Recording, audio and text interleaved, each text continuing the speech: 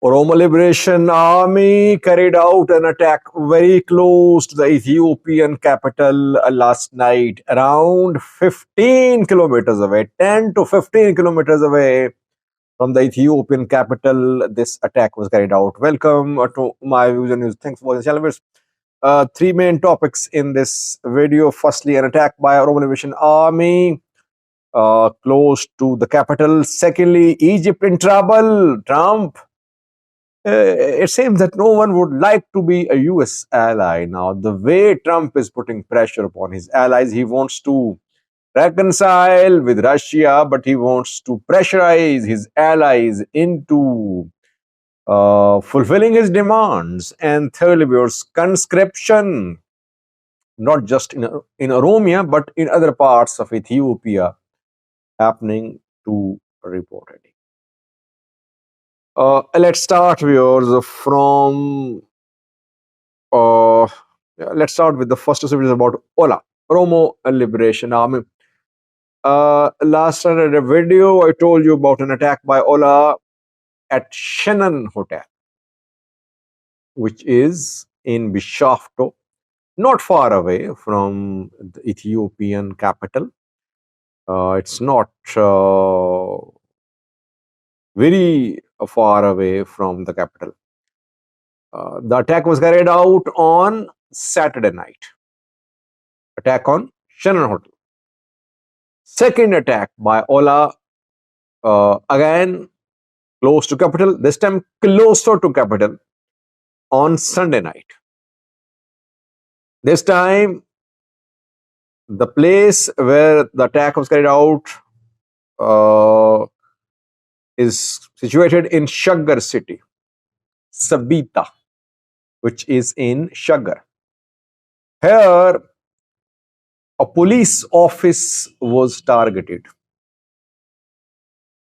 Mogle Zone police office in Mogle Zone, Burka Kora Ejersa block, Sabita in Sabita Shaggar, around 10 to 15 kilometers away from the capital Addis Ababa boundary is this office located. What happened? Allegedly, OLA fighters, they carried out an attack by throwing hand grenades at this office. Police officials were there in the office. OLA fighters threw hand grenades. They just then escaped. How many were killed and injured? Government wouldn't acknowledge losses. It won't admit losses. But pro-OLA sources say that some police officials were injured and killed because they were there inside the police office when OLA threw hand grenades. They say that 4 or 5 were killed and several were injured in this attack. Similar attack was at Shannon Hotel. There too, hand grenades were thrown. OLA, it seems, has changed its strategy. I'll do another video after a few hours, and there I'll try to explain in detail about change in OLA's strategy. Second story is about the Amhara region.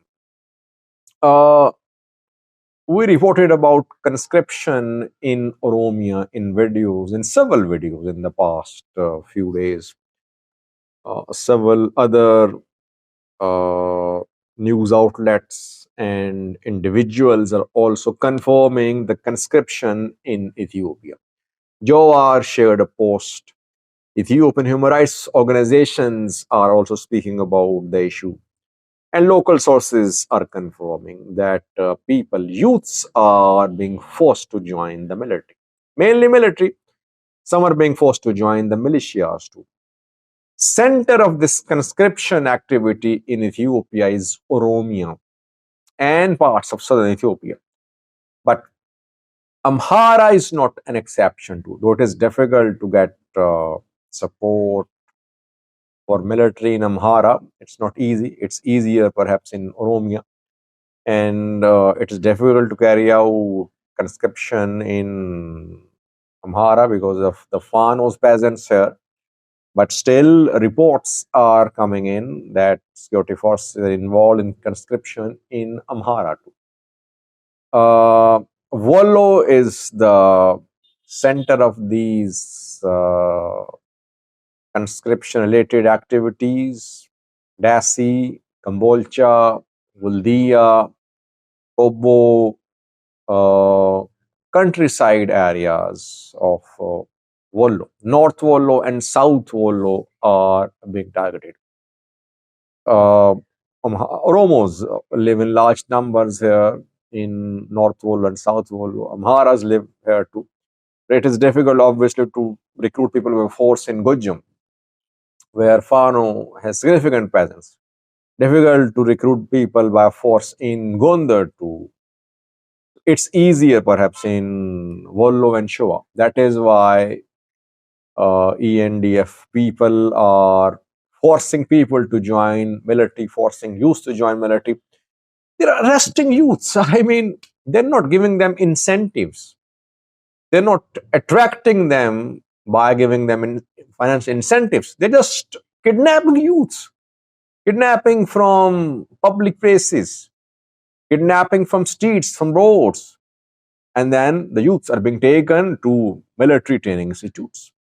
Families are told that your child has been given a place to work and he's been offered a job, and after the training he'll get salary too. So your child, your son, is protecting the country. You should be proud of it. Those people who have some contacts, who can pay money, they pay money, and sometimes their loved ones are released. But others who have no financial resources, who have no contacts, their family members are now joining the military by force. I have been criticizing Jula for saying that he has built a professional army. I've been saying this is not how you build a professional army. By conscription, you cannot build a professional army. This professional army will fall to pieces uh, if it faced a challenge, because it was the members were forced to join the military. Instead, they should be attracted through financial incentives, through other incentives. But ENDF, everyone, every power player in Ethiopia believes in the use of force. This is what ENDF is doing. Last years, US allies in trouble. I think no one would like to be US ally now, because Trump is after US allies, trying to blackmail them. He coerced Zelensky into agreeing to sign mineral deal with the US. He humiliated Zelensky.